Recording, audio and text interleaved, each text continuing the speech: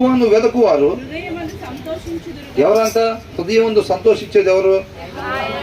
English లో ఏమనుంది? Let the hearts of those who seek the Lord rejoice అని ఉంది. ఎవరి హృదయాలైతే ఆయన్ని వెతుకుతాయో.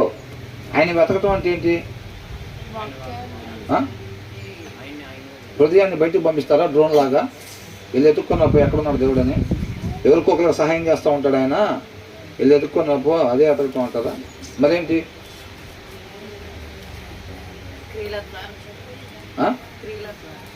దేవుడు ఏమై ఉన్నాడు? గాలి అయి ఉన్నాడా? నీళ్ళు అయి ఉన్నాడా?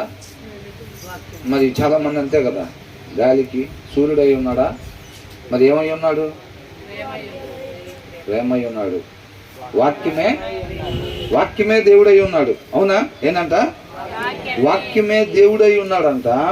Let the hearts of those who seek the lord అని అంటున్నారు. ఎవరైతే ఆయన్ని చూస్తారో, ఆయన్ని వెతుకుతారో, ఆయన్ని తవిల్లాడి కనుక్కుంటారో వాళ్ళంతా ఏం చేస్తారంట?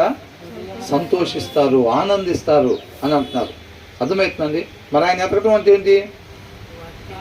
వాక్యాన్ని ధ్యానించటం. దేవుడు ఎలా తెలుస్తాడు? ఆయనగా తెలుసుకోవాలంటున్నాడు. ఎలా తెలుసుకుంటాడు? యెహోషువతో చెప్పాడు, నువ్వు ఖచ్చితంగా ధర్మశాస్త్రాన్ని ప్రతిరోజు కూడా ధ్యానించాలి. ఆ ధ్యానించటం వల్ల నీకు ఆశ పుట్టి నా కృపను ఆశ్రయిస్తావు కాబట్టి దాని ప్రకారంగా నువ్వు నడుచుకుంటావు, అనేక మందిని నువ్వు నడిపిస్తావు అని అంటున్నాడు అనమాట. అర్థమవుతుందండి? నన్నుగా నువ్వు తెలుసుకుంటావు, తర్వాత నీ కుమారులకి వాళ్ళ కుమారులకి చెప్పాలన్నమాట. అర్థమైందండి? మనమే వాక్యం చదవకుండా మనం పోయి ఏనుగంటే ఇలా స్తంభం లాగా ఉంటుందని చెప్పి పట్టుకొని, అదే ఏనుగంటే స్తంభం లాగా ఉంటుందని అందరికీ చెప్తున్నాం అనుకోండి, అదే నా సువార్త ప్రకటించడం అంటే. చాలామంది చేసే పని అదే. వీళ్ళు బైబిల్ చదవరు. వీళ్ళు బైబిల్ చదవకుండా వీళ్ళు పోయి సువార్త ప్రకటిస్తూ ఉంటారు. ఏం చెప్తారు చెప్పండి? ఇప్పుడు శుక్రవారం ఎప్పుడో కొద్దిగా అదే, లేకపోతే ఆదివారం కొద్దిగా అది ఉంటుంది కదా. వీళ్ళు వాక్యం చదవకుండా ఇక మిగతాది దాన్ని పట్టుకుని వీళ్ళు ఏం చేస్తూ ఉంటారు? ఫస్ట్ ఏం చేయాలంటే వాక్యాన్ని టెలిస్కోపిక్గా చూడాలి. వాక్యం మొత్తం మనకేంటో తెలియాలి, ఓవరాల్ పిక్చర్ తెలియాలి ఫస్ట్. తర్వాత ఇండివిజువల్గా వెళ్ళాలన్నమాట మనం. అర్థమవుతుందండి? మీకు ఒక రకంగా చెప్పాలంటే ఈ అధ్యాయం మొత్తం చదివితే టెలిస్కోపిక్ పిక్చర్ వచ్చేసింది మనకి.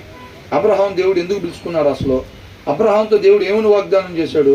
ఆ వాగ్దానం ఎందుకని చేశాడు? అసలు ఏం పొందుకోవాలని చెప్పి చేశాడు? ఈ మొత్తం కూడా అబ్రహాంని ఎందుకు పిలుచుకున్నాడు? అబ్రహాంని పిలుచుకున్న సంగతి మనతో ఎందుకు చెబుతున్నాడు? అసలు అంటే మనల్ని ఏం చేయమంటున్నాడు?